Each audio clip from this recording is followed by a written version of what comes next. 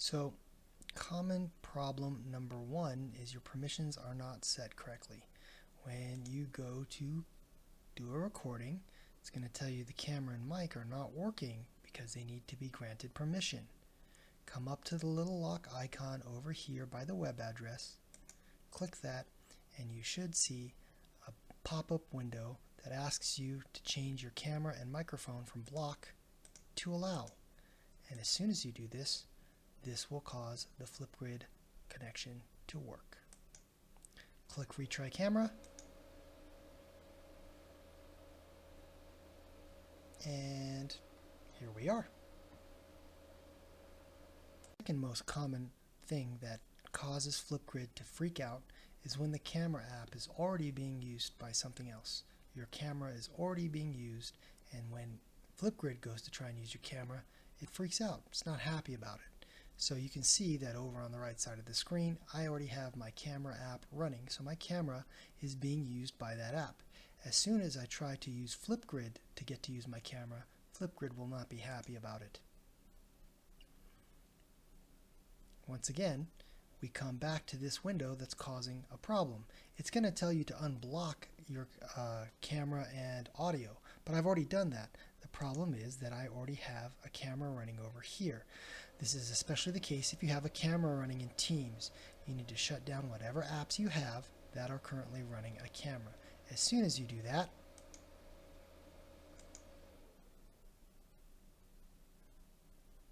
now Flipgrid can take control of the camera. Quite honestly, the best way to utilize Flipgrid is to not use Flipgrid. Go to your little search. For most of you, it's going to be a bar down here. For me, it's just the magnifying glass. But yours will probably be a bar with a magnifying glass. Find your camera app by typing in camera. Activate the app. And then record your video using this app. Don't actually use Flipgrid to make the recording.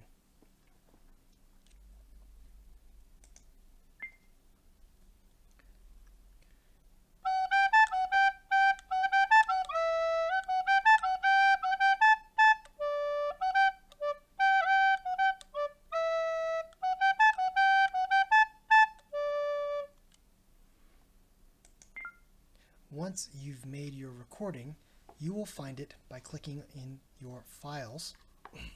Find the file folder. Mine is already open down here. Okay.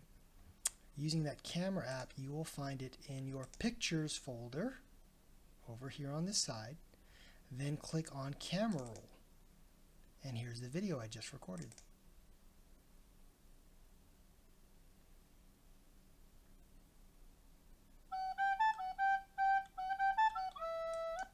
So we know this video is right here. Now we want to pick up this video and drag it on over into Flipgrid. So let's get Flipgrid open. Right now Flipgrid's going to be unhappy because my camera is running. So instead, I'm going to click Import Video. It's going to open this box and ask me to drop a video in there. Now I can pick up my video and drop it in there.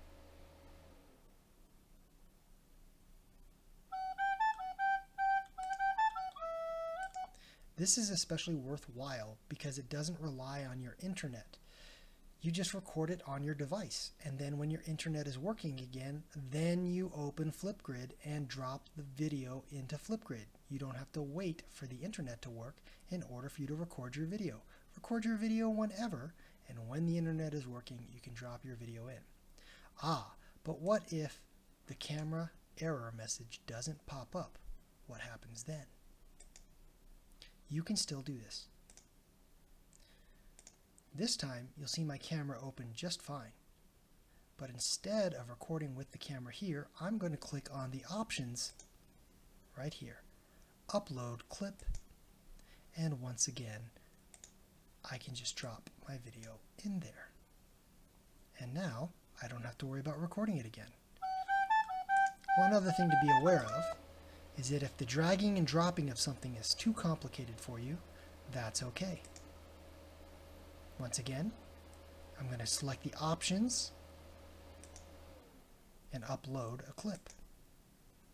If you just click in the middle of the window, it will open the dialog box for you to find the video. Remember, it's in your pictures and then in your camera roll. And it will probably be the last one you recorded.